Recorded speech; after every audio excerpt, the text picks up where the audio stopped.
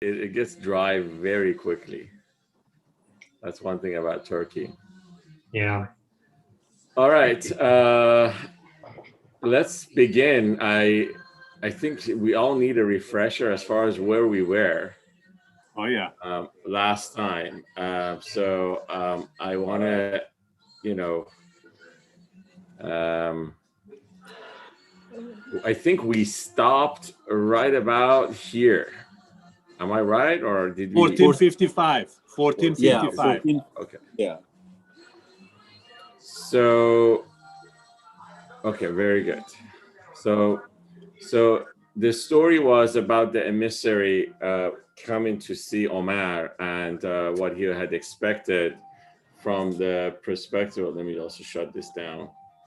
So what he had expected from perspective of what he felt was, a king would look like. 14. And 14. of course, Here, right here. he comes and he starts asking around, and Maybe. what he discovers is that, a person like him, like really- Omar, is not somebody who you can see just like anyone else, just because of the fact that he defies all meanings of shallow life in a way. And then, if you remember, what happened to this guy is that as he approached Omar, he felt very scared. He tried not to, wake him up. I had to wait until he was, he woke up. And then, kind of after that, they started having a conversation. Yeah, so he basically came back and said he doesn't have a palace. You know, he was told, except his soul illuminated like pure gold. And he then, Rumi gives us a very interesting, a tale as to, how is it that, we, what we should look for in life, for as we seek the truth. We should be able to go beyond the skin, as he actually started using the metaphor of the skin, as how the skin is something that would affect our judgment regarding what is truth and what is not. And some people get so mesmerized by their skin, and then they forget how and where the truth lies. Eventually, he finds, he has again, he reaches Omar, and he realizes that he feels that he's in presence of God, not necessarily a human being. And, Rumi goes forward and says, whoever passes fear of God will find that he is feared by jinn and all mankind. So basically, as you connect to the eternal soul and the Almighty, you are protected by that same power and by that same protection. So most of our fears is because of the fact that, in Rumi's interpretation, we are not as connected to our source. And he then, of course, don't fear, for scared man is quite suitable, but not for those who aren't afraid at all. The sacred are reassured that they won't be harmed, but this the advice, their fearful hearts are calmed. Why say don't fear to one who isn't scared? This is a lesson brave men should be spared.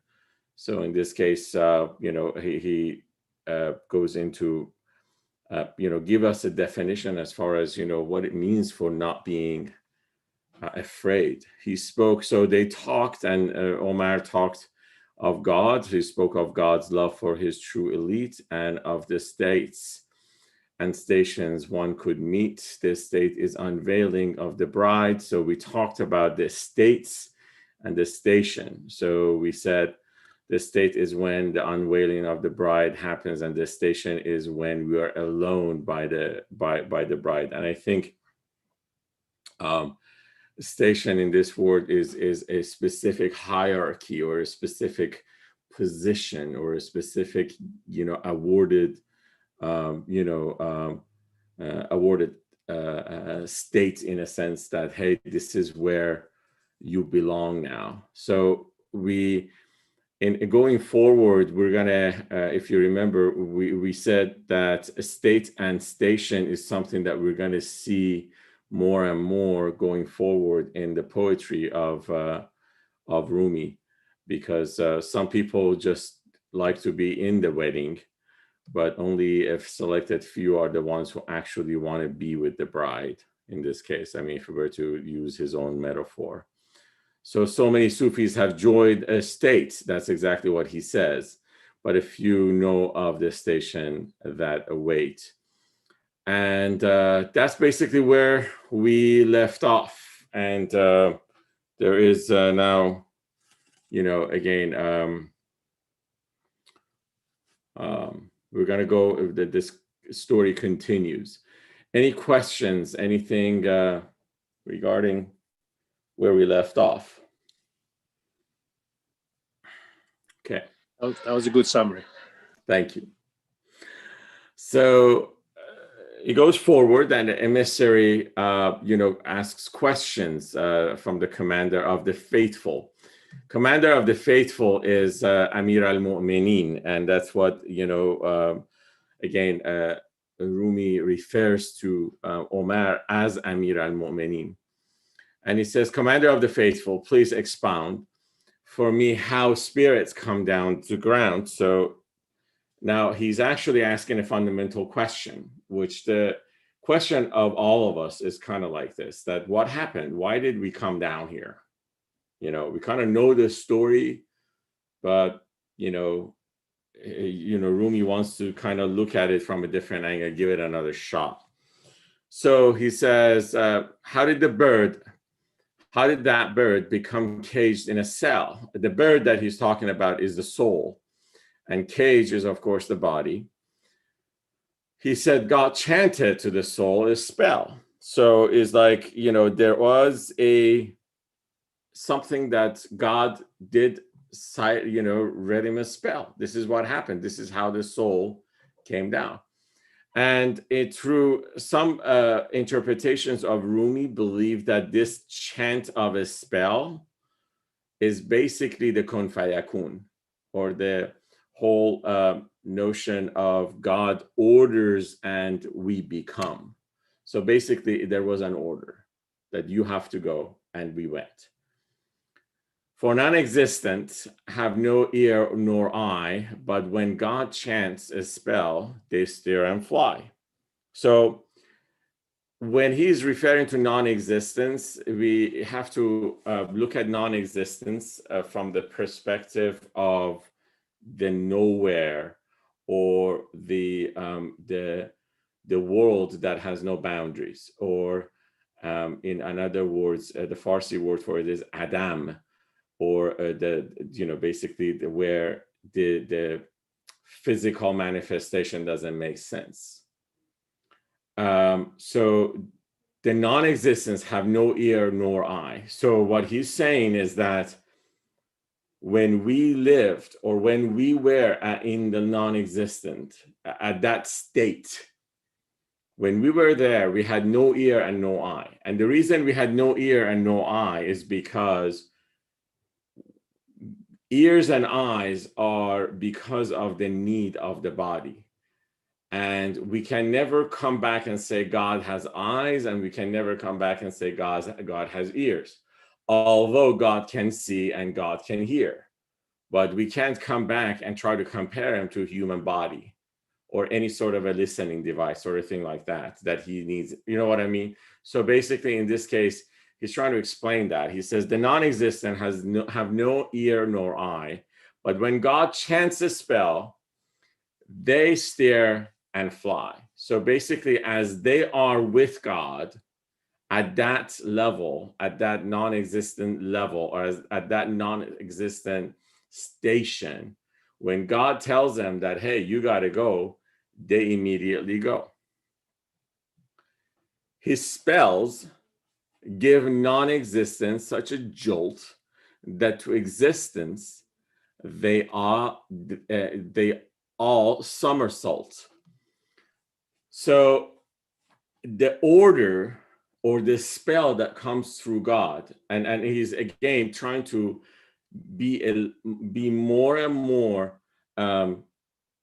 precise about the importance of the ayah of, be and they become. I mean, the kun fayakun. I mean, he's being very explicit about that, and he's saying that the moment this happens, as soon as the kun or the become is ordered, we become. That's it. There's no one questions it. No one, doubts it. Nobody, looks at it from a perspective of any sort of a delay. So when he says it, so they somersault into existence. That means that, they immediately go into a different state as they're ordered. And when existence, here God's formula, the non-existent, their routes similar. So then when, when they hear, the other formula, in this case, when we're talking about the God's formula, he's talking about, he also recalls us. he then, as we come here, we are also recalled back. And as we are recalled back, they don't question that one either. And they go. So the rose smiled once he chanted to its stem. His spell has made a stone turn into gem. So he's saying that this spell that we talk about, so the spell of kun fayakun, and the spell of the fact that God wants something and that becomes, is not something that only happens to us as humans, but it happens to every living or existing thing. And in this case, he's using the flower. So the flower, because it's been told to bloom, the flower will immediately do that and it goes into full bloom. Now, he is basically trying to tell us that we are all in God's, in basically God's hands. No matter what, we are in his hands. There's no ifs and buts about it. Although we have free will, and we're gonna, this is the part that a lot of people have problem, and like, I mean, rightfully so, you kind of go like, well, free will tells me that I can do whatever I want, and that is correct. You get to do whatever you want, but you're still in God's kingdom. And believe it or not, it is his will for you to do whatever you want. And as you do whatever you want, again, it's his will for you to do what you're doing, which is which is really hard to kind of digest. And I get that, but it is what it is. Bodies transformed to souls by just one line. His words have also caused the sun to shine. So the moment the body was told, that, you're going to become alive, that's just, just another line. And that is, again, the same thing. It is, you become and they became. But dark words whispered sometimes to its ear have made eclipses of sun appear. So, there is times that, that there was something that, again, as he saw fit, he wanted certain things with respect of introducing a matter of darkness to us. It was ordered for the eclipse to actually happen. And that eclipse also was something that, it just shows up again, as God wants it. He also made a cloud perform the task of weeping tears just like water flask. Even the fact that clouds, weep down is something that, God wants them to do. and orders them to do. It is a very, very, it is a very, very different view. So think about it. If we believe what he says, let me read the next couple of lines, and then I want to just expand on this. So he says, what spells he must have whispered to the ground to make it think, but not make any sound. Whoever is perplexed by doubt and fear, the Lord will chant a riddle in his ear.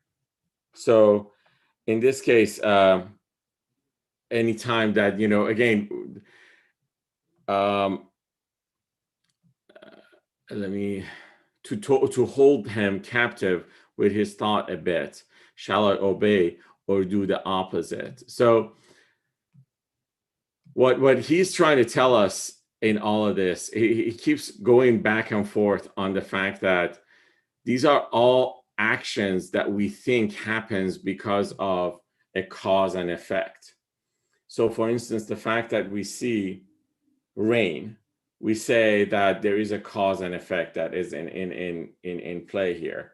There is a specific, steam that goes, the sea gets warmed up, the water vapor goes up, and eventually the clouds are formed, and the clouds actually have a specific transformation that happens within them, and they become heavy with respect to rain or snow, or even what do you call it, stuff that you guys get in Atlanta and those areas.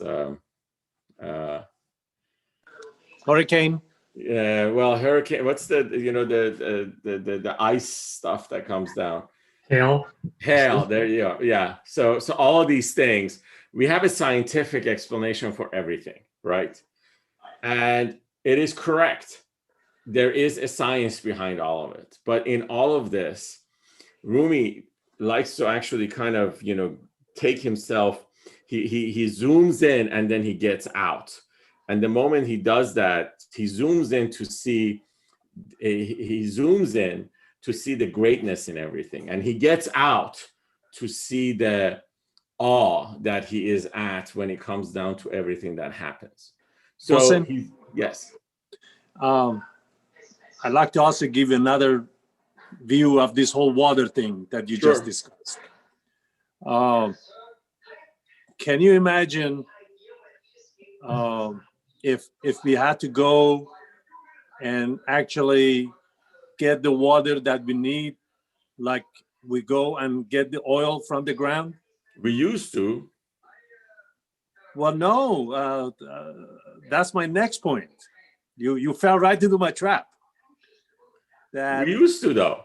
No. I understand, but the fact that the water comes and goes only so far and it stays there. Oh, I see. Yeah. And it doesn't go 1,000 feet below or further below. Yeah. All the way to the center of the earth. That's true. That is very true. Has a reason that he only goes shallow. Very true. That's very true. You're very correct. I mean, so again, he's given us all of these as examples, just because he wants us to have a view into everything from the position of God's will rather than cause and effect. Cause and effect is something that the mind understands. God's will is something that the heart understands. That's the difference. So every time we're looking at cause and effect, that's because our mind is like, okay, how come we had a drought? Well, the drought came because, it was La Nina, and when La Nina happens, the Pacific doesn't get as warm. So when the Pacific doesn't get as warm, we don't get the, streams that we need. So therefore, the rain didn't happen. But then the Pacific starts warming up, El Nino happens, and once El Nino happens, this is how the rain comes. That is mind understanding cause and effect. But Rumi is like, you have to see this as something that it's God's will. God is looking at everything, and he tells things to be, and they become. Okay. So he says to hold him captive with his thoughts a bit. So sometimes he brings doubts to us. And the reason he brings doubts, he says, he wants us, so God wants us to be captive in our thoughts. So it basically, he wants us to struggle a little bit. Shall I obey or do the opposite? God's preference is implicit for one side. This factor helps the doubter to decide. So the reality is that there is a, the God kind of, and not only it's implicit, his will, but also he's very aware of what you're going to do. But the fact of the matter is that he wants you to go through that exercise. Why? Because by going through that, you get to know yourself. You don't want to be plagued.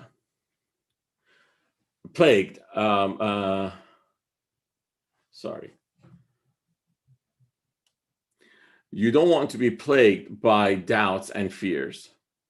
Then put less cotton wool inside your ears. So he's like, if you feel that, doubts and fears are coming to you a lot, try to figure out why is it that you're not hearing when God is telling you to be and you become. Basically, you're not hearing this God spell.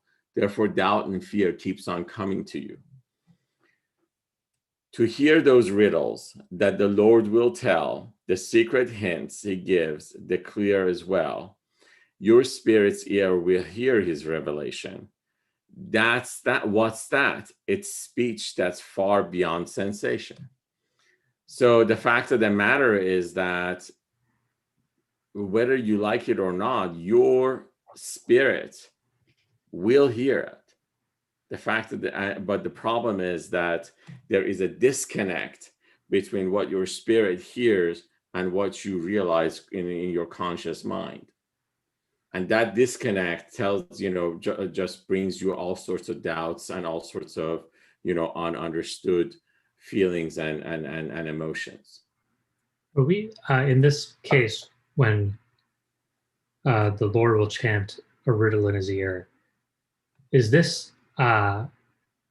is this God leading people astray, like that kind of doubt, or is it God telling people something clarifying that they may not want to hear? So, do you mind repeating the second part of the question? Where it's like, because like you may be, is it something that would, it's your your conscious, basically something that it's like it's something clarifying that you don't want to hear. It's like you really shouldn't do that, but you really want to, or something like that. I see. So if, again, according to what Rumi says, we have a conscious and we have a subconscious, right? I mean, I'm actually kind of overreaching it a little bit here, but so the conscious is basically what's connected to our senses and our mind, right? When we are conscious, we see, we hear, we feel, right? So we observe and things make sense to us at the conscious level, right? But the subconscious is most of the time what we don't see and don't hear and don't realize. However, it tries to communicate with us. I mean, I'm just really trying to become very scientific about it. For instance, when somebody is hypnotized, right? When somebody is hypnotized, whether that science is foolproof or not, what happens is that at that level, the conscious mind is completely asleep, and the subconscious, which holds a lot of answers, comes to the foreground and starts talking. It starts using the tools to communicate, right? So if we want to use that metaphor or those two symbolisms, what he's referring to in here is that there is a revelation to our subconscious at every given moment. The fact of the matter is that we are disconnected from it, so therefore we don't get to see it, or we don't get to experience it, or we don't get to interpret it. Is that the riddle then? Is that the riddle? So the riddle is exactly. So the riddle is a constant riddle that keeps on coming because it is of. So imagine that it's your cell phone that's constantly communicating with you with the antenna that it's that the provider is putting together. So it's always pinging. It's always getting pinged. It's always responding and so forth. But it doesn't do anything else. We are at that level. We are connected. The fact of the matter is that we are not aware of this connection. Because we're not aware of the connection, we have doubts and we have fears. Because if we knew that we are fully connected, we wouldn't be worried about anything anymore, right? So yeah, the riddle, as you said, it's constantly coming. And as he's actually bringing it up, it's constant. The riddle is a constant thing.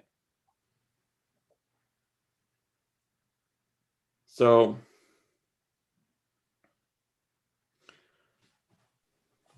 Mohsen, yeah. is it fair to say that in terms of this connectivity that you're talking about, that Molabi was connected? Of course, yeah. I think if he wasn't, we couldn't hear that. We couldn't. There is a oneness. So through this connectivity, there is a oneness that happens, or there is a, again, there is a. We will eventually study this in the Farsi class. We're going through the 7 steps of spirituality, and that's done by Attar, which is a different poet, but he was before Rumi, and Rumi quotes Attar quite a bit. In there, the very first step of a spirituality is what they call the state, or the station of wanting.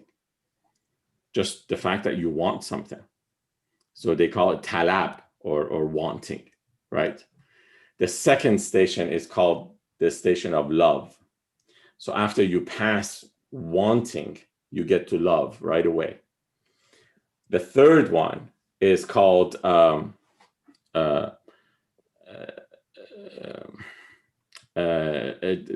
marifat, or realization.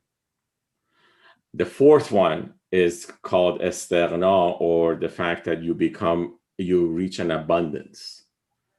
The fifth one is called tawheed, or oneness. The sixth one is hayrat, or being at awe.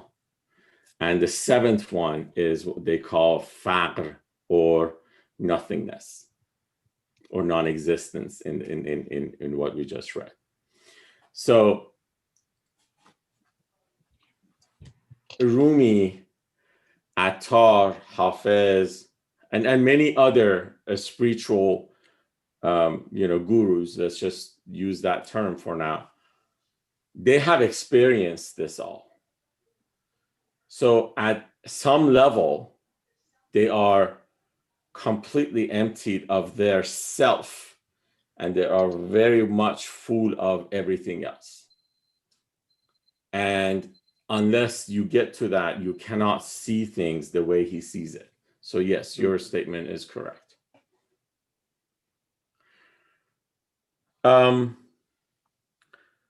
It's okay if you guys want to. I mean, I'm going to read a couple more lines. This part is, again, I mean, we're starting to kind of start lifting some heavy stuff, and it just gets, it doesn't get any easier, but it gets funner. I'm going to say it's just because you're going to start thinking through things that perhaps the possibility of those thoughts may not have existed. and now you are at a level that you can probably start giving it a possibility, and perhaps realizing or wanting to figure out whether in your life, as you're applying some of this, whether you want to exercise this, or whether you want to perhaps experience it or not. What's the word in Farsi for riddle? It's afsun. So afsun comes from vasvase, which is like, when you're, giving, you're trying to trick somebody or, mesmerize someone. Yeah, that's what the word that Rumi is using is afsun, which this guy is translating it into that riddle. Yeah. So your spirit's ear will hear his revelation. What's that? It's speech that's far beyond sensation. Spiritual ears and eyes transcend mere sense, while rational ones can only claim pretense. And in this case, he's just giving us the difference between our limitations when it comes out to our senses and the limitless, subconscious, or in this case, the limitless soul that we possess currently in our bodies.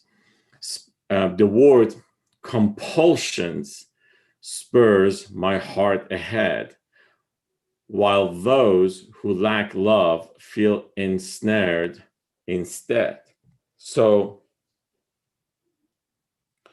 in this case, compulsion, I think, is what we have, in the past referred to as destiny, or when we don't have a choice, right? So he's saying that the word compulsion spurs my heart ahead. So, so is that destiny or predestined? Predestined, yes, that's what. So,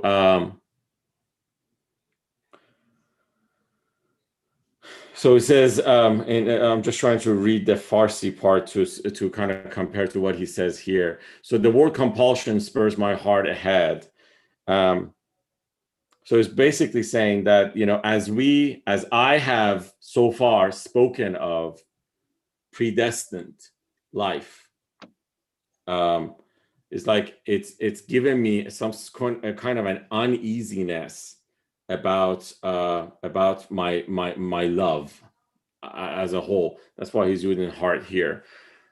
While those who lack love feel ensnared instead. And in this case, he's saying that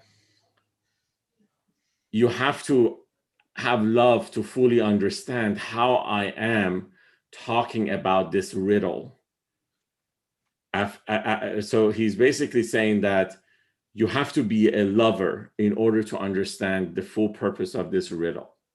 That's what he's trying to say in this line, and this will unfold itself in a second. It's not compulsion, but divine communication, a communion. No clouds, but the full moon in total union.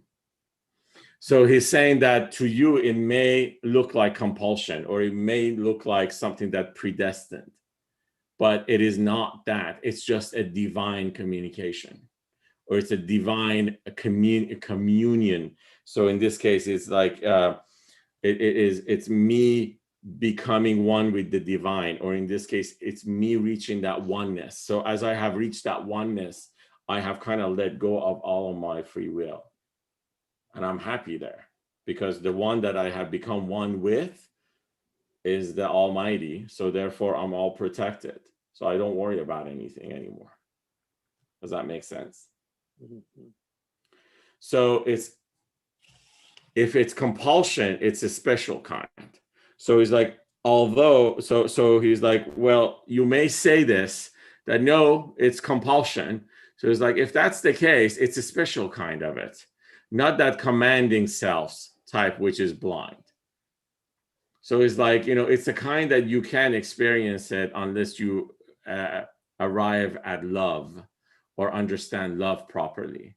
So it's like, unless you have understood love, you can't see it. So if it's compulsion, it's a special kind of it, not the commanding self type, which is blind. So there is a commanding self of us, which tells us that you should do this or you shouldn't do that.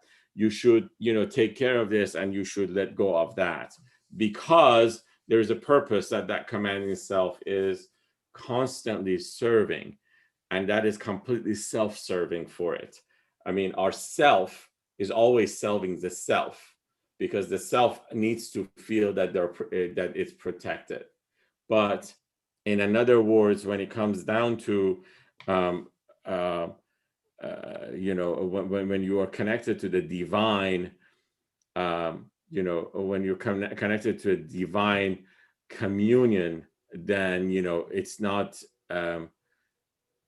it's not that commanding self anymore. It is something that it's basically you surrendering and allowing the Almighty to do what is right, and you give trust, and you're in His full hands. Mostly, can I interrupt for a second? Sure. So it's not only these famous spiritual gurus, as you call them, that have reached this level of oneness. There are people in our ordinary lives that have reached that. How so? This is not really too far-fetched, in other words. Give me an example. I don't mean to be giving the same example, but my late mother was one.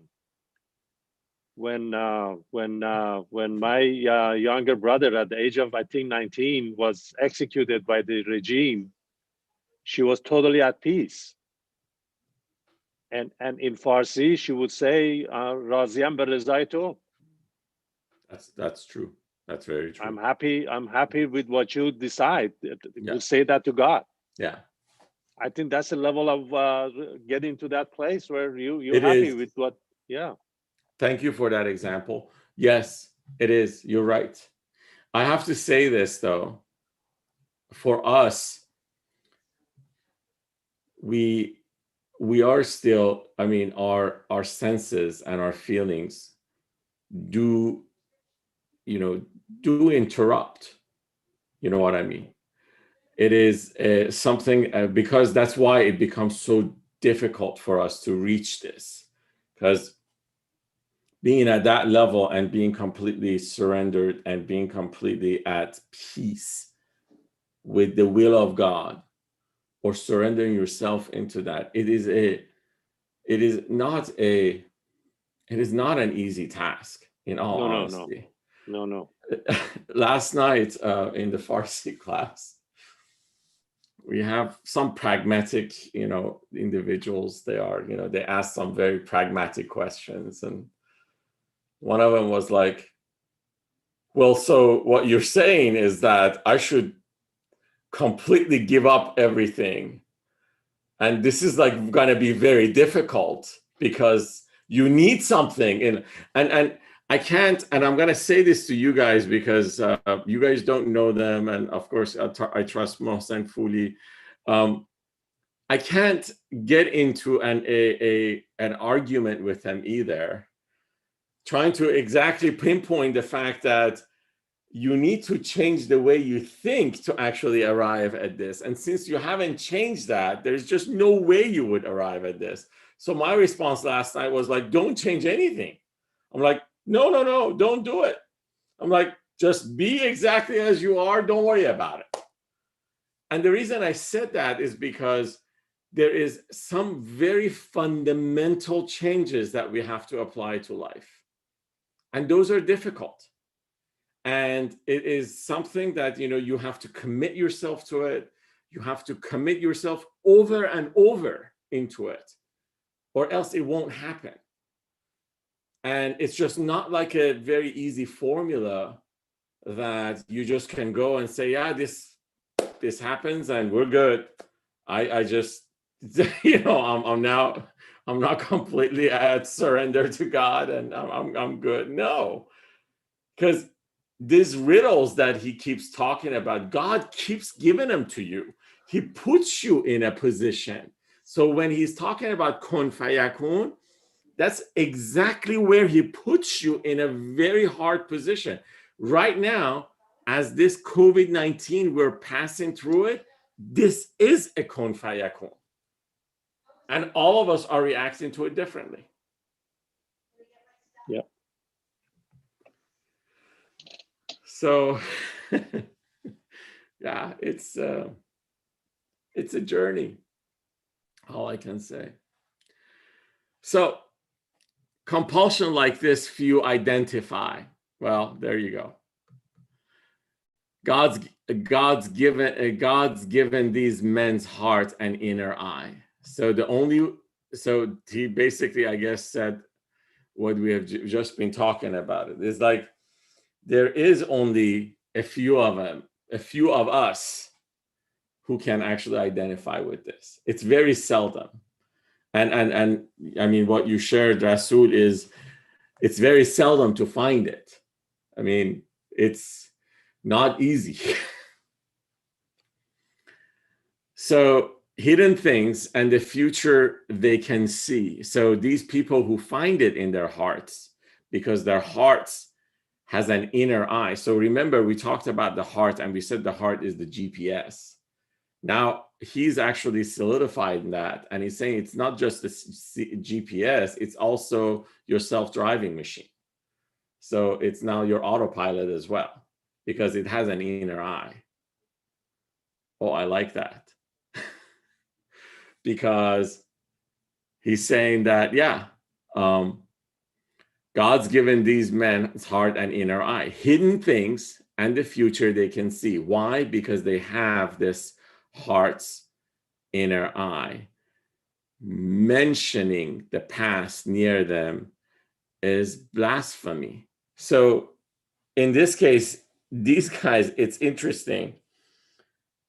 Blasphemy is something that is of no value and equated to a dead body. So he is being extremely clear about it, that to these people, all they can see is in front of them and the future. And the past is something that's completely dead. For them, compulsion is different as well. Drops turn to pearl inside an oyster shell. There is a difference for them when it comes down to compulsion. However big each drop looks to your eyes, it forms a pearl exactly the same size. So there is he says, and what he's trying to say is that they, no matter how many drops, and these drops are what is given to them as part of their lives on a daily basis. So it's like no matter what goes to them or what goes into their experiences, it always is turned into a gem, no matter what. And the gem is got this exact same quality. That's what it really means, that it's the same size. It means that it has exact same quality. So to them, everything is of a value of a gem at every instance when it happens.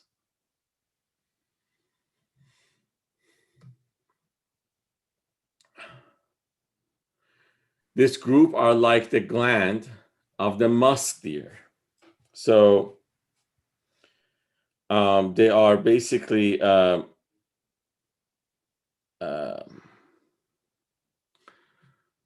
this group are like the gland of the musk deer. Inside there is musk, though it may not be clear. There's only blood around this gland, men claim. How can it turn to musk scent all the same? They say, this copper is hideous. I don't see how it can turn to gold through alchemy. You found compulsion and free will in form. For them, to God's own light, it can transform. So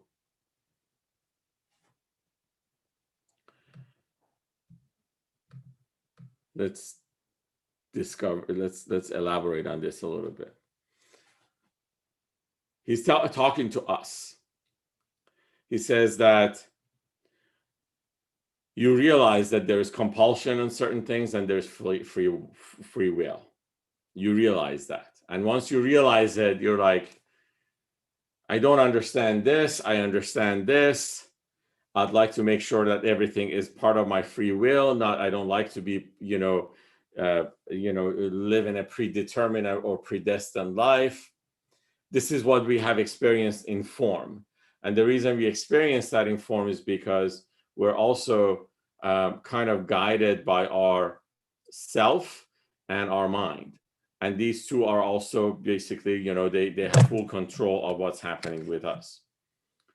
So for them, so in this case, he's talking about the men, or men in this case is talking about not just the men, it's not men of men gender, it's talking about people. For them, it is because they have found this divine eye, what they see as compulsion and free will is God's own light that has shone on them. So to them, everything is just totally clear.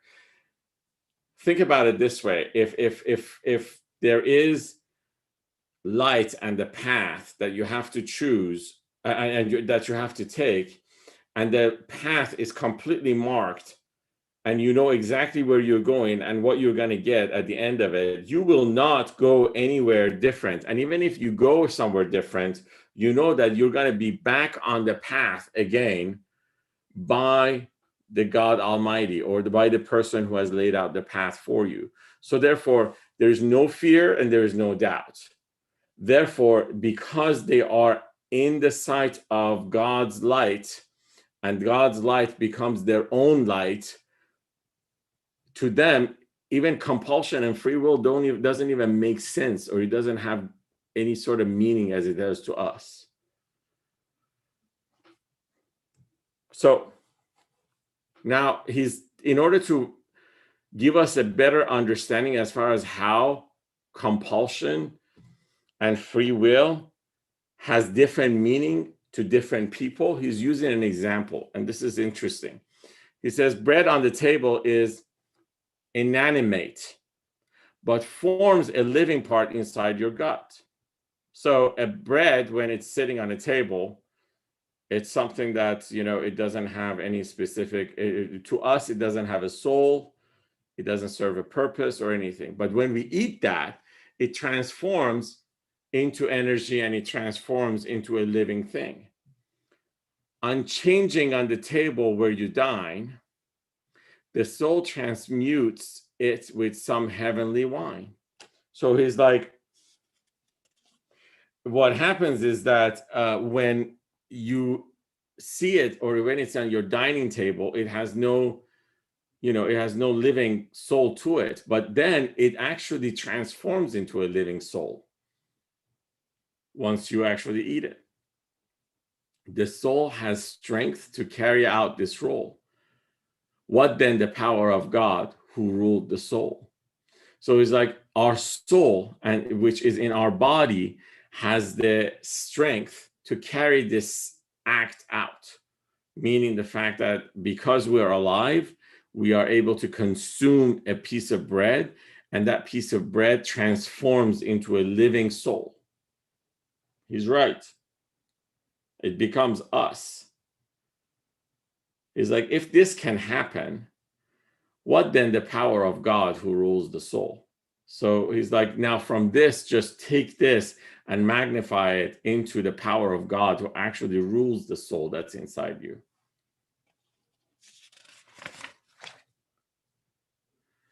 Man would be merely a flesh, but for his heart, both seas and mountains he can split apart. So he's like, the fact of the matter is that we have with our flesh, we have a very limited power. But we know that when we are connected, or when the soul is connected to its source, it can split the sea and move mountains.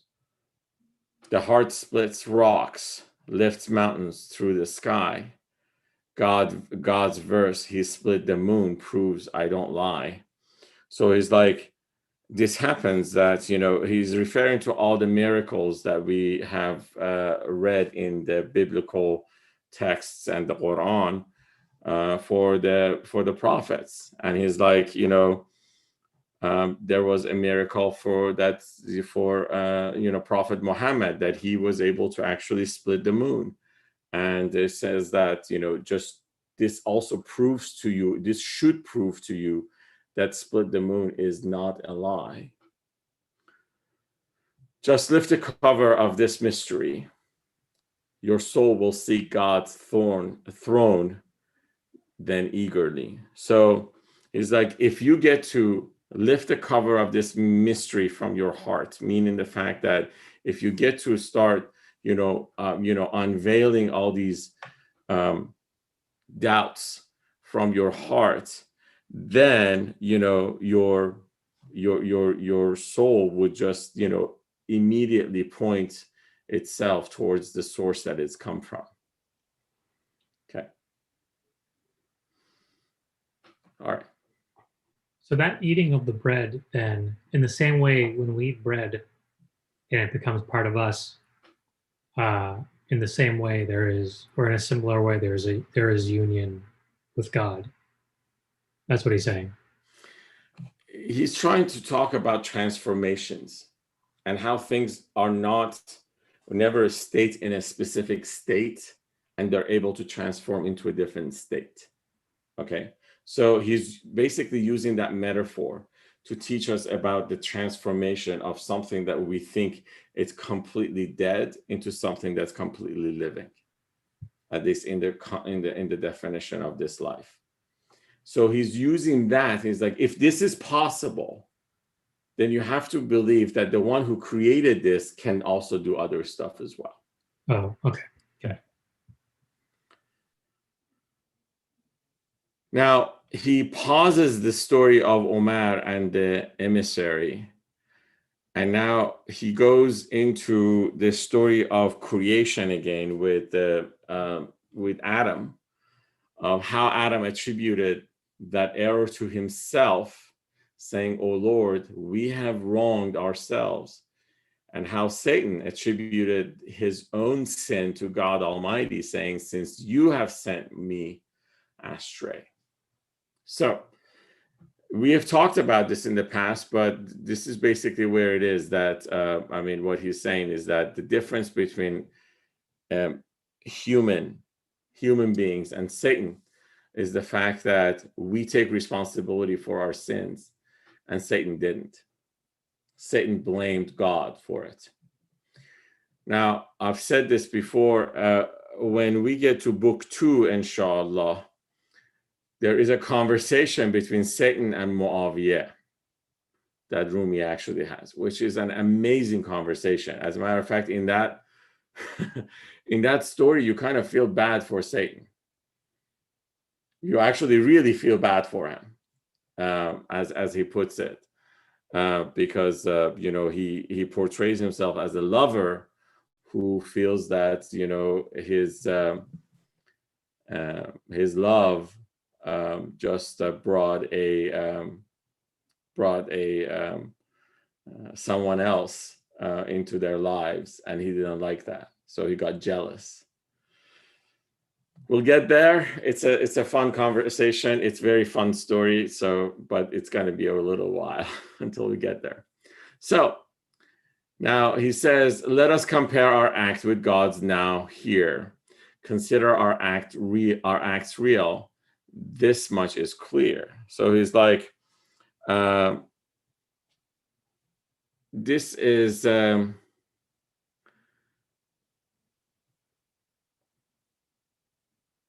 so it's like there is something that we do, and there's something that God does, and both of these actions, we need to further examine this. If acts aren't by creation, there is no need to ask, why did you do that awful deed?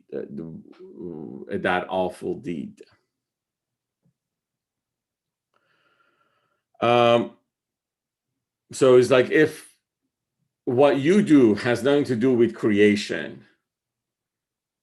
Okay, and in this case, he's talking about the creation of us, of Adam. So then you shouldn't be asking that, why did you do something? We'll figure this out in a second. God gives acts being for his creation. Each act of ours is God's manifestation.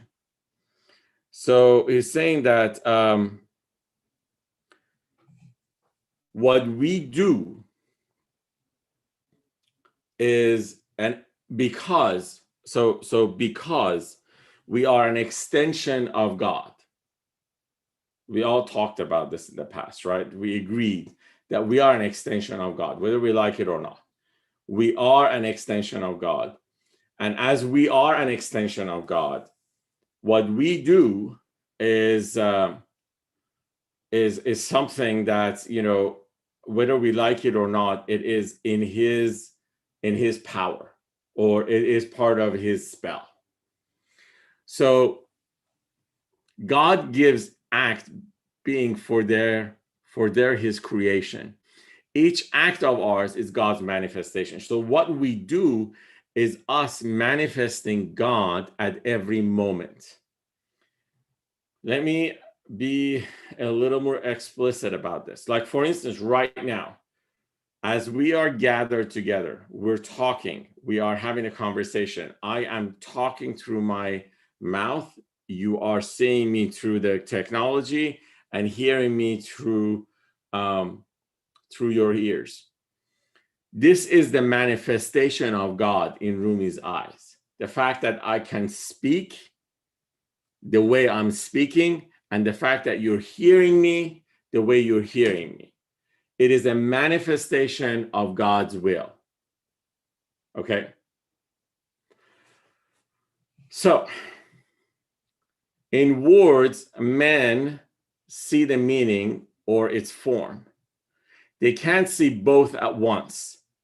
This is the norm. So, he's saying that when we hear something, when we see a word, or when we hear a word, we see the form of it. Either we see the form of it or we see the meaning of it. We can't see both. And the reason is this.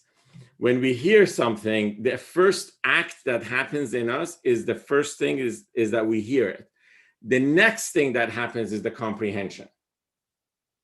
Okay, he's trying to segregate the listening and comprehension. Okay.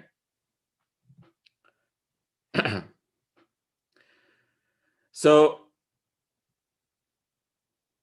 in another example that you can use for this is that when you're saying something, you cannot both be saying it and listening to it at the same time. You first say it and then you hear it. Okay. Choosing its meaning from he throws away. No one can look both ways at once, can they? So he's like,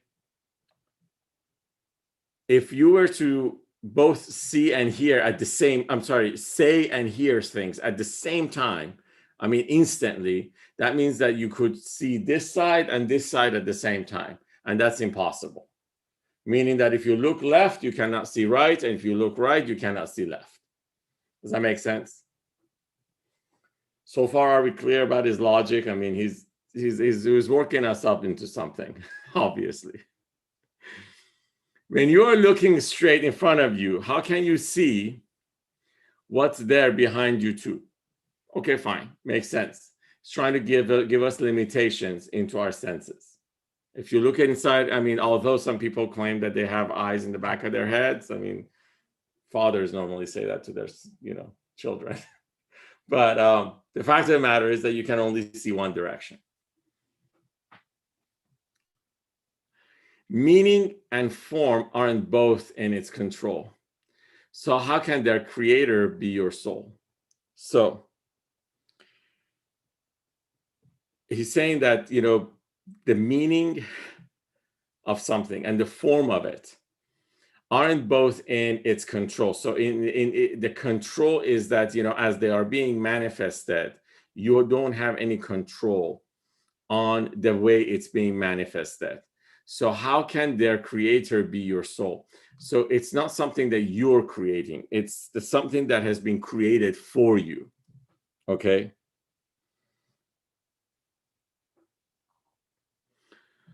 The Lord encompasses all things, my son. For him, one act won't stop another one. So once he actually gave us all of our limitations with our senses, now he switches into God's definition. And he says, the Lord encompasses all things.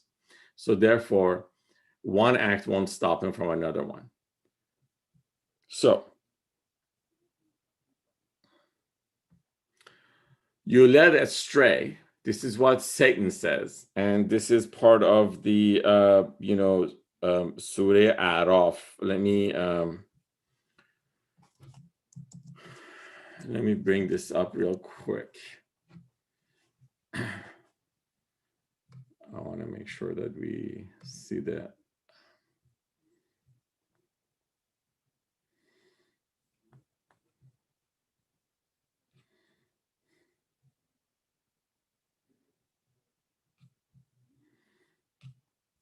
So it's the 16th.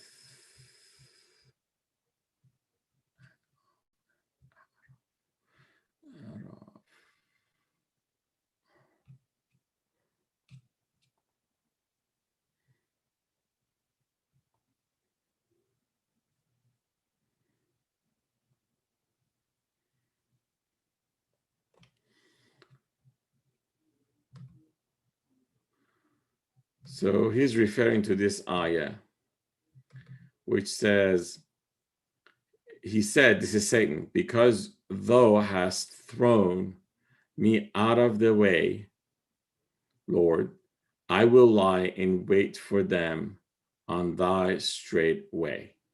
So basically, Satan pointed his finger at God and said, you did this to me. And he's using this expression, basically means that you were the one who showed me the wrong way. Therefore, this is what happened. So getting back to here, he says, you led astray, though Satan claimed he lied, his own deeds that veiled devil tried to hide. Now, on contrast, Adam came back and said, we've wronged ourselves. When Adam thus confessed his still new acts are God's, he spoke the best. What Adam said is about 7 ayah down in the same surah, ayah 23, which says, they said, this is Adam and Eve, our Lord, we have wronged our own souls. If thou forgive us, not and bestow not upon us thy mercy, we shall certainly be lost. This is the fundamental difference between Adam, or being a human, and versus being a Satan. Now, if you look at this, the definition of being a human and being a Satan all of a sudden changes for us. Every time we take responsibility for our actions, we're being human. And every time we point finger at someone else for what happens, that's us being a Satan. I want to make sure that we fully understand this.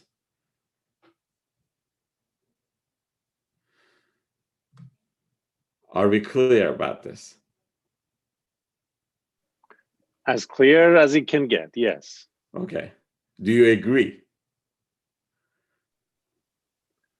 Not all the time. I don't think I agree with that 100% of the time. What time do you have an example of when you don't agree?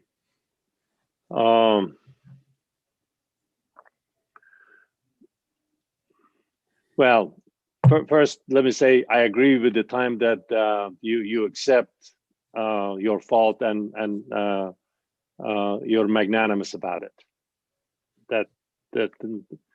But sometimes I'm having a hard time coming up with an example. But there are times where you have to point out other people's faults. That doesn't make you necessarily an evil if you point out other people's faults. So I'm glad you said this because, I mean, again, thank you for sharing that. Probably in about a couple of months, we're going to get to another story, which Rumi is like, this is what he tells us. And I mean, I want Mohsen to also chime in here because I know he has read this in Farsi. He says that what you see in someone that you don't like, that is you. That's not them. You're seeing you in them. And therefore, what you don't like is something that's in you. Right, Mohsen? Well, I don't disagree with that, but it's hard right now to pinpoint every single situation where really, there is nothing in me, but it's just the other person is total evil. You're right. You're right. And there is so I hear you. And these days me, myself included, there's, I have, made that statement and assumptions and all that. And I actually have, I'm personally, I will share this with you. I'm looking into figuring out how best I can actually turn that around. How best is it that I can actually look at the other person and see good rather than seeing bad? Okay, so I'm not very good at abstract things. I like things that are tangible. Fantastic. That has always been a fault of mine, that I don't do well in abstracts. Okay. Let me bring an example that everybody can relate to. How can I see bad in myself when I see people not accepting the result of this election? Right. Right. How is that my fault? How is that a negative on me when I point out other people's shortcomings? And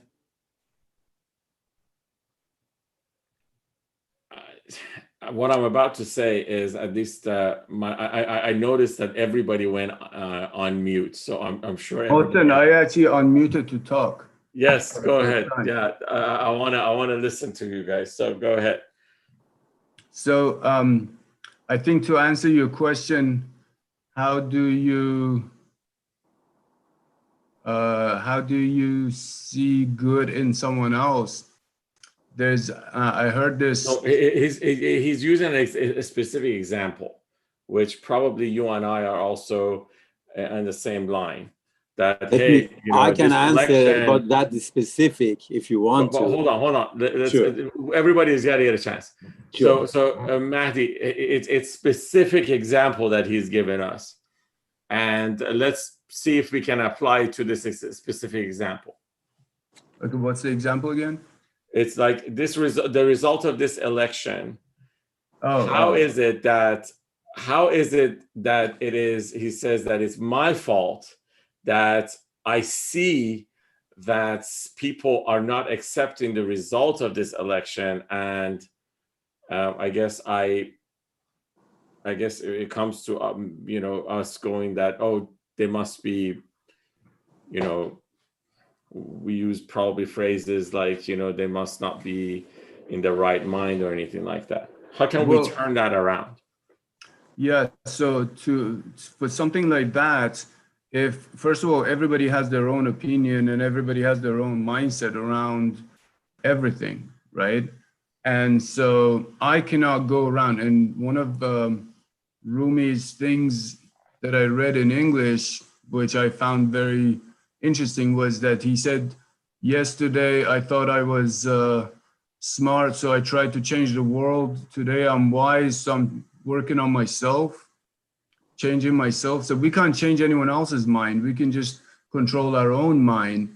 And everybody's going to have their own opinion around everything that happens, right? Because everybody's going to see it from their own perspective.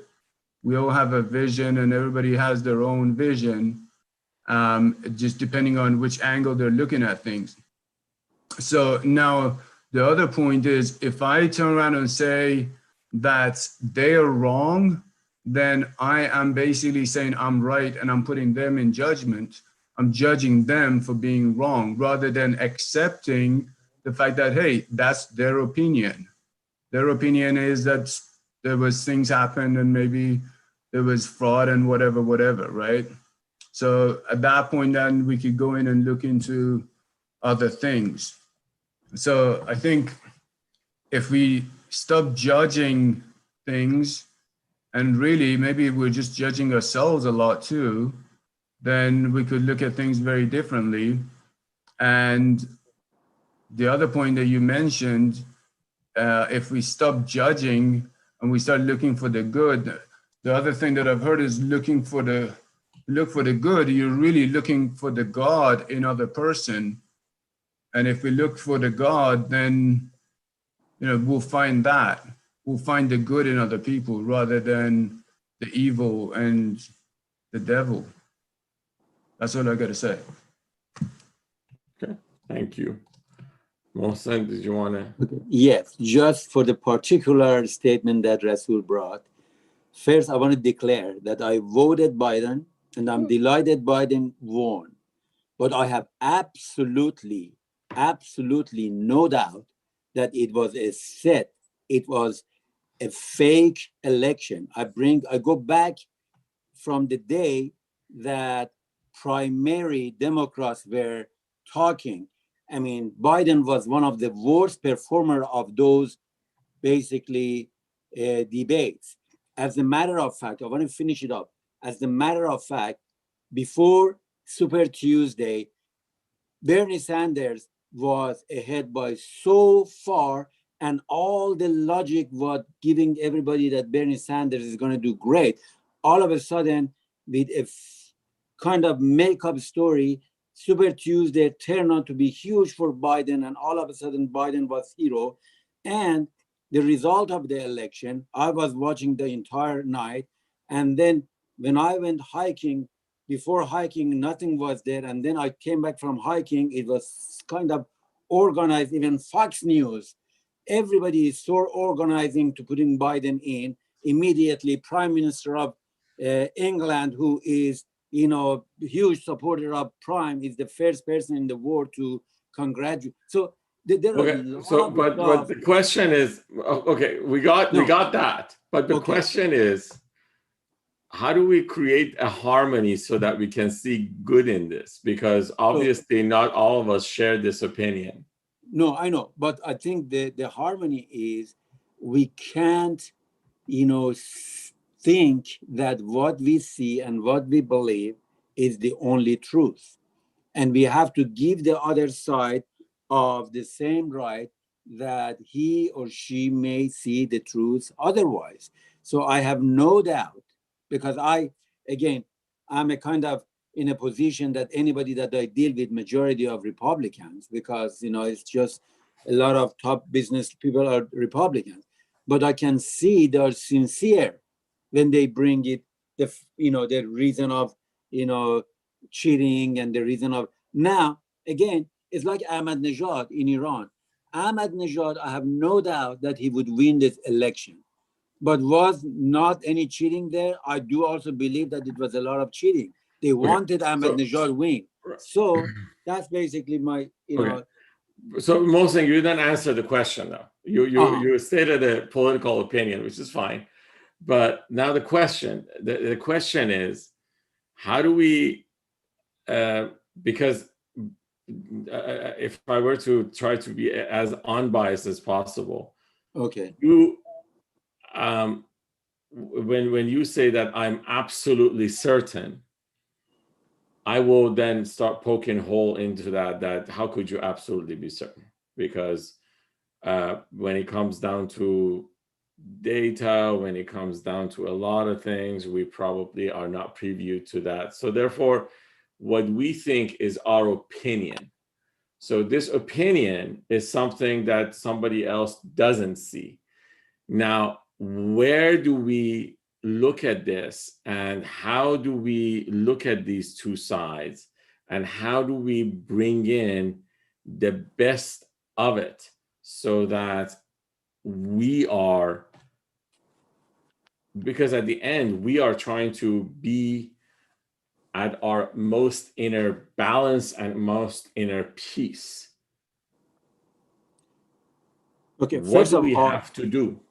yeah, first of all, I think we should completely realize that I have to work on myself for me, and do not put what I have to accept or my behavior or my belief should depend on anybody else. So to that said is, to me, I am completely at peace with the people who do not see the way basically Rasul sees. And it's okay to have that kind of, because more you want to be, firming on what you believe and put the other side in the wrong, you are not achieving to unitness that you want to talk about it. So I think it is completely fine if they think differently. It's completely fine. The past is going to go the way it's supposed to go. Not the, what do you call it, the will of God or the will of the nature is going to move towards that direction, and it is okay So to if have I two hear you sides. correct, if I hear you My correct, turn. Sure. Go ahead. I think everybody unfortunately misses the point. The point that you brought up at the beginning of this conversation, before I opened this can of worms, is that when you complain about other people, is because what they do is you're reflecting, that is a reflection. And Yes. and what my question was, that how is that a reflection on me if the other people are clearly wrong? Thanks for bringing that into the focus again. Yeah. Yeah. And that's the question. So the That's the answer question. that I brought is almost the same. No, it's not, Mohsen. Okay. I'm Now sorry. I It wasn't. respond straight for the straight answer is what he said. He said, how can I blame myself when the other person is completely wrong? So the answer is, do know that they cannot be completely wrong, or start accepting that they cannot be completely wrong, or maybe what information we have is we may be a little bit wrong. That's respond the question. I think there's nothing absolute. You cannot say you're absolutely right and the other guys is absolutely, they are absolutely right in your view. They are absolutely wrong in your view, but in a lot of other view, they can change that basically fact that you're bringing. That's Okay. basically what I want to say. Mateen, thank you. Mateen, do you have any opinion on this? I mean, I think like it's we were talking about Adam and the devil, right? And when Adam was speaking, he was speaking to something that he did by him. Like he made a choice that affected him mostly, right? It was a choice that he made. And so if we separate out like your individual actions, things that you have done for yourself or to other people, versus things that happen to you, right? Maybe because maybe there'll be different ways of understanding that, right? Because I think when we look at choices that we make that look like what Adam did, we can understand Okay. the good of destiny. Okay, But good. I mean, on the other side of it, like there are, when you talk about litigation and rulings and this kind of stuff, people judge each other all the time, and when it comes to rights. But when it comes to character and other things, then it's a different story. Right. Okay, good. Okay, so let me then chime into this as well.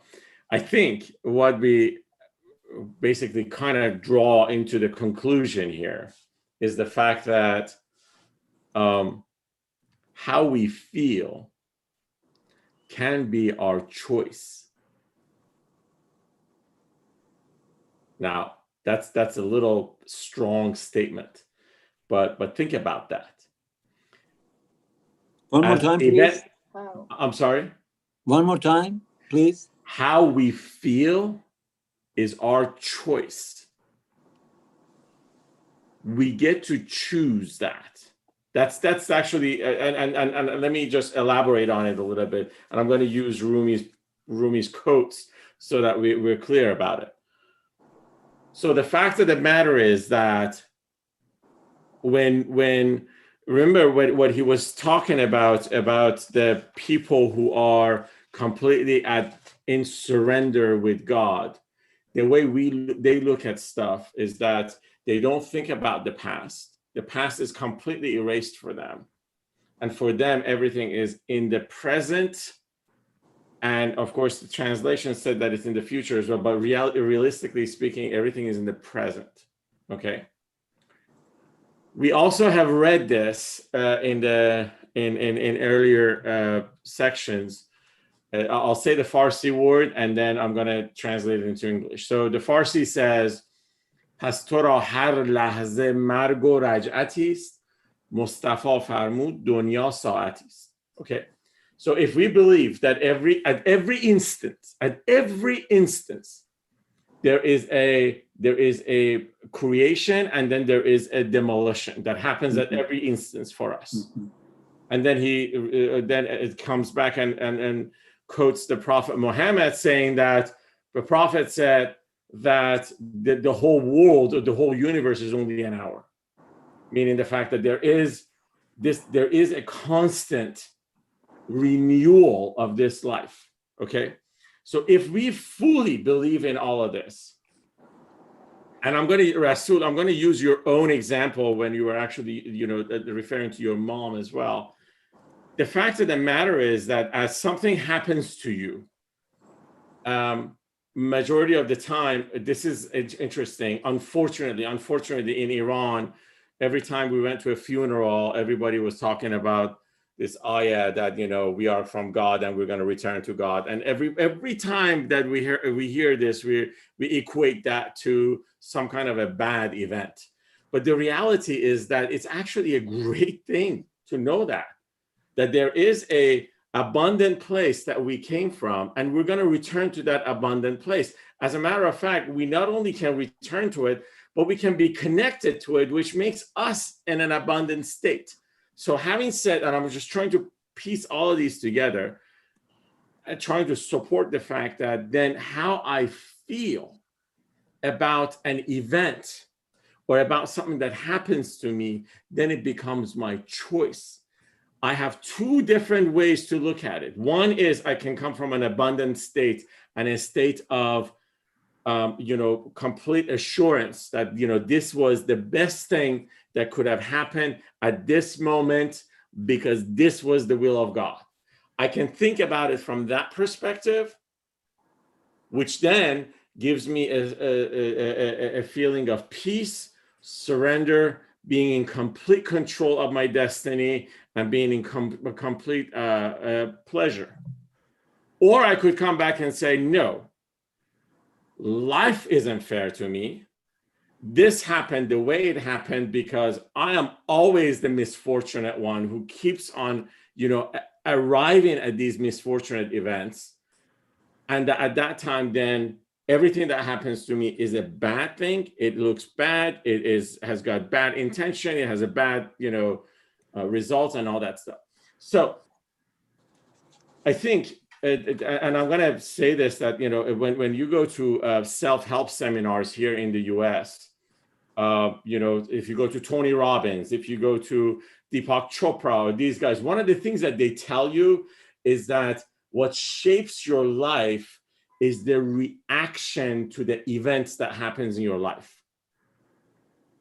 So, in other words, it's like, what shapes us is the fact that how we react to the events, not the events that actually happen to us. The way we react to them is what actually determines how we're going to feel and how we're going to be. So if we consciously go back and try to look at this and look at every event from perspective of it was meant to be this way, it happened, and this is the best thing, and I know, and in my heart, I have full belief that there was no other way that this could have happened, then all of a sudden this whole thing can shift. I'm going to say this, and also I'm going to tell you that I'm guilty of this myself. Don't think that I'm like on a 24-hour basis, I'm like completely, all good and, all that. No. I go up and down like all of you guys. I sometimes get filled with rage. I get angry. I see the news. I see this, that. It gives me, all of the, just all the feelings that you experience. But the fact of the matter is that this is part of this spiritual journey. How is it that we can be in control of this? And as a matter of fact, this kind of makes sense. If we get to have a choice to be in control of this, once we are in control of it, then we are completely in the destiny of God. And that's where we want to be.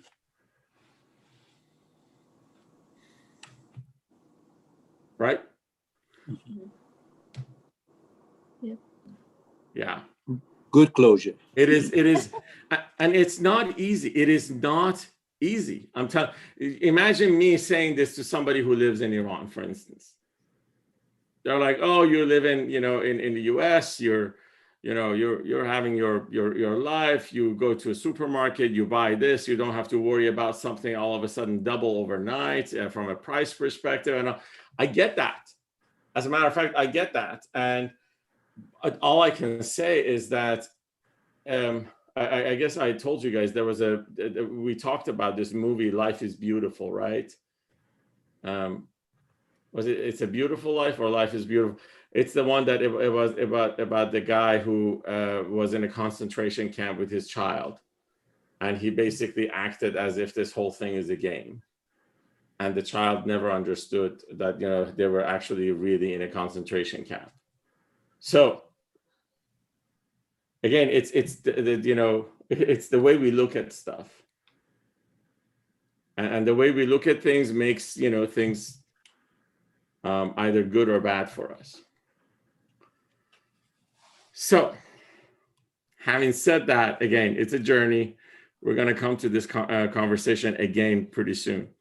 So, going back to this, the difference between Adam and Satan was the fact that Adam came back and took responsibility for what he did, versus what Satan did, which he blamed God.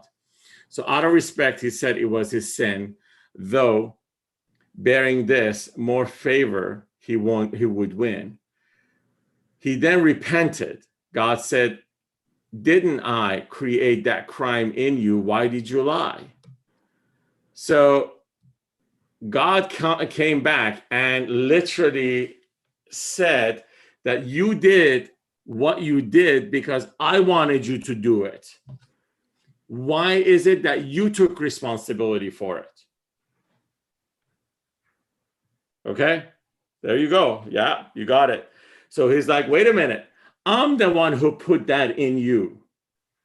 Why did you take responsibility for it?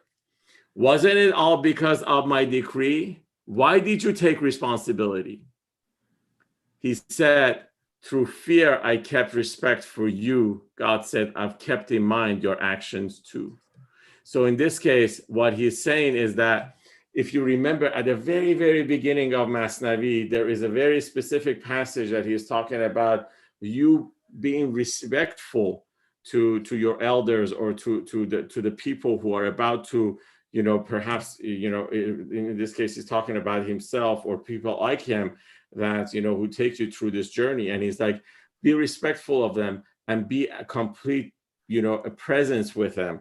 And he goes, in this case, Adam is like, I had respect for you. And because of that respect, in this respect that he's talking about is that I realize your greatness. I am completely at awe with your greatness. So in front of you, I have no reason to even come and try to even argue about anything. I realize where I am and I realize where you are. And because of that, that's what I did. And in return, God said, yes, if that's what you said, that's correct. And I kept you in mind as well. So it means what he's trying to say is that God is telling us that he never forgets us. He never forgets us. He never lets go of us. Whoever shows respect, respect will meet. Bring halva and you'll eat an almond sweet. And in this case, it's like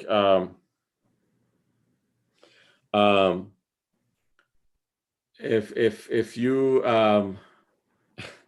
he doesn't. This is the bad translation. He's like, if you show respect, respect will come to you. So if we choose to respect, then respect will come to us. Again, these are all choices. What is it that we choose to do? Sometimes we choose Mohsen? to not. Yes. There's an expression that essentially says that I always use on people, that respect is like a mirror. There you go. It gives back to you exactly what you put in it. Perfect. So I think we're now getting somewhere with all of this. Yeah. So here's the deal. Now he says, this is not halva. It says bring flour and you'll eat an almond sweet. So it's like bring something that you can actually make sweet with, and you'll take sweet out of here with you. For whose sakes are good women for good men? So there is a ayah in Surah Nur, which says that good women are always worthy of good men. And it says, why was this said? Spread joy, hurt friends, and see what they do then. So he's like,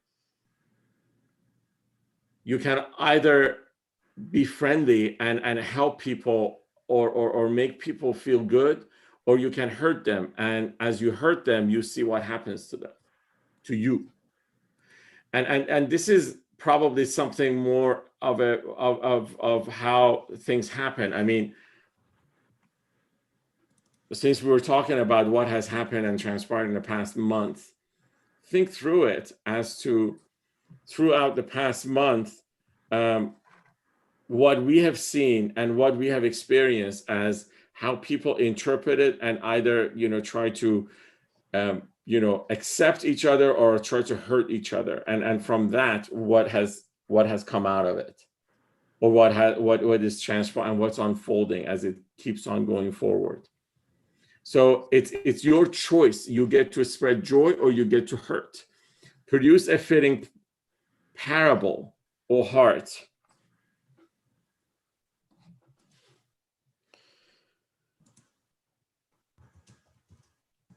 Produce a fitting parable, O heart. Compulsion from free will to tell apart.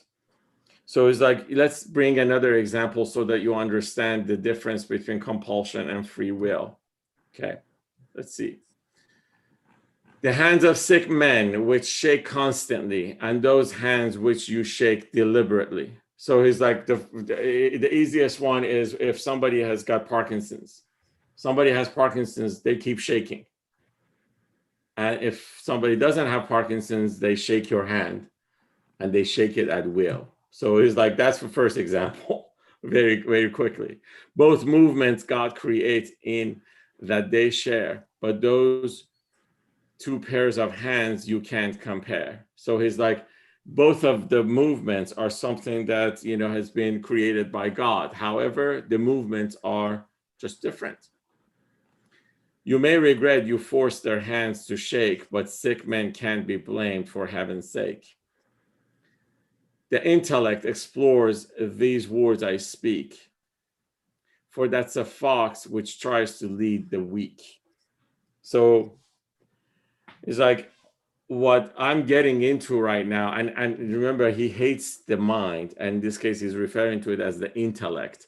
It's like the intellect tells me that I gotta, prove things to them and so forth. And it's like you're asking a fox to lead people, and fox is not able to do that. It's a lion that actually should be able to do it. These are These are not things that I want to do. Though pearls may be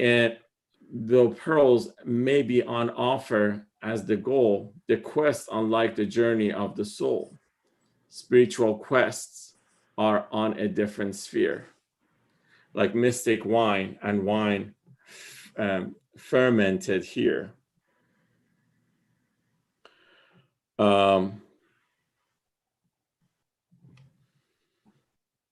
Sorry. So basically, he's saying that you're asking me things from that has a direct connection to the soul. So the spiritual quest, which actually has a direct connection to the soul, you're asking me of that, but it's a completely different thing. I mean, it's as if you're talking about the wine that has been created here or versus the mystic wine. When intellectual quests were the top aim, Omar and Bol Hakam were just the same.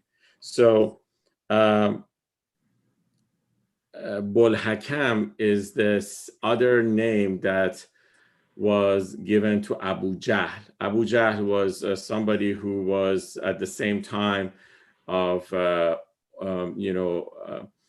Bakr and Omar and the very beginning of Islam. They were all there. So Abu Jahl used to be called Bol Hakam, meaning the fact that the guy was a wise guy actually in his village. And he says Omar and Abu Bol Hakam were just the same. However, Omar then chose his soul before his head, but Bol Hakam became Bol Jahl instead. So in this case, he's saying that Omar made a conscious choice to actually work on his soul rather than work on his head. And in head, what he says is like, this is basically a reference to our ego. He says that rather than boosting his own ego, he actually went and tried to find his soul.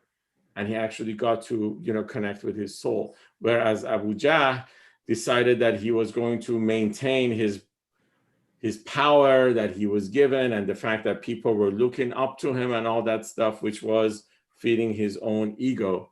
And he forgot about his soul. In intellect, as perfect as it can be, but the most ignorant man inwardly, a secondary cause is the brain's quest. The mystic quest lies far above the rest.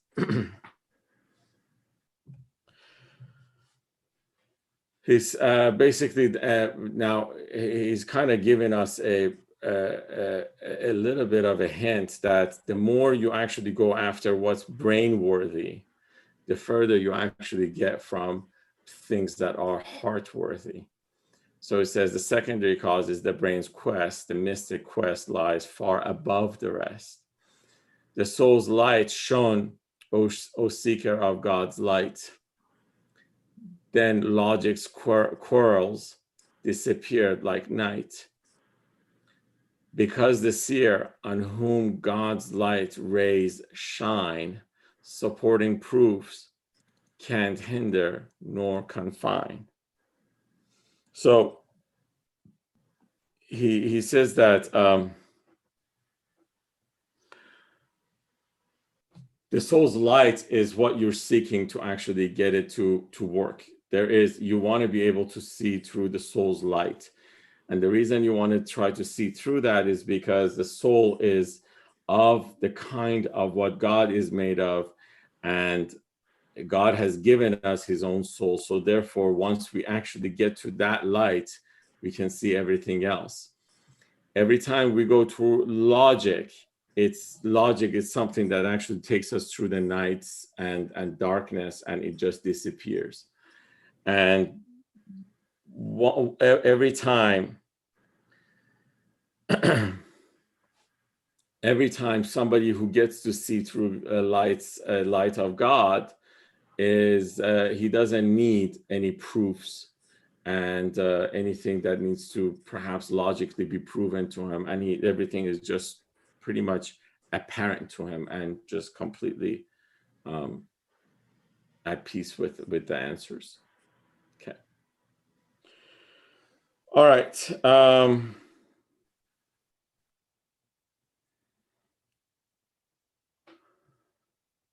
I'm going to read this next part as well. Stay with me. It's very quick, but it's not a bad one. So it says commentary on He is with you wherever you may be. So basically, it's the ayah which says, "Hova ma'akum aynama kuntum." So He is always with you, no matter where you are. So we've come back to the tale we had in mind. How could we ever leave that tale behind? If we meet ignorance, to go we're bound. If knowledge, then His palace we have found. So we get to choose. So this is what we basically talked about through our conversation as well. It's our choice to choose ignorance versus knowledge. It's our choice to choose light versus dark. So we make a choice, and our choices then have consequences for us. When we're asleep, we're drunk, then for His sake, we're back in His hands as when awake. So He says that every time that we sleep, we do travel to where we are coming from. And this just happens on a nightly basis every time we sleep. When weeping, we are an ostentatious cloud, then lightning when we start to laugh out loud. So He's like, every time that we are, so he's comparing our actions, which corresponds to our feelings, to things that God has direct control of. So it's like when we're asleep, we're drunk. Then for His sake, we're back in His hands, and when awake. When weeping, when we're weeping, we're just like a cloud that's raining. And then lightning, and then we switch to lightning when we start laughing out loud. We show His anger when we fight with men, His love when we forgive at peace again. It's interesting. He's now giving all of our emotions a connection to God. It's like every time you're angry, that's you showing God's anger, through your actions. And every time that, we love and we forgive, we are showing God's love and forgiveness and peace. Who are we? Coiled and twisted like a string? What's straight apart from I? Name me one thing. So basically, this last line, when he's talking about coil, he's translated peach into coil. So it's like who are we? We are in this world which, as God, which is full of turns and toss and turn and tosses. That's what that really means. And then he says, what do you have? What's straight apart from I?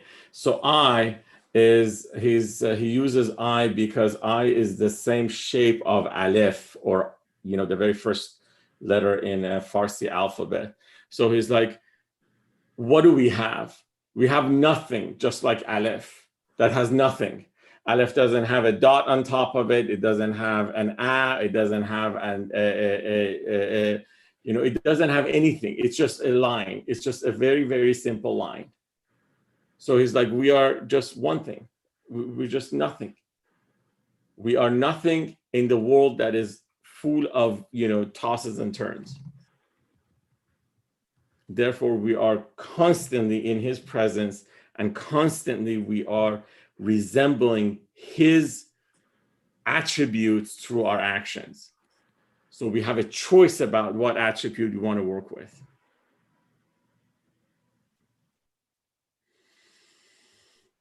And that's that.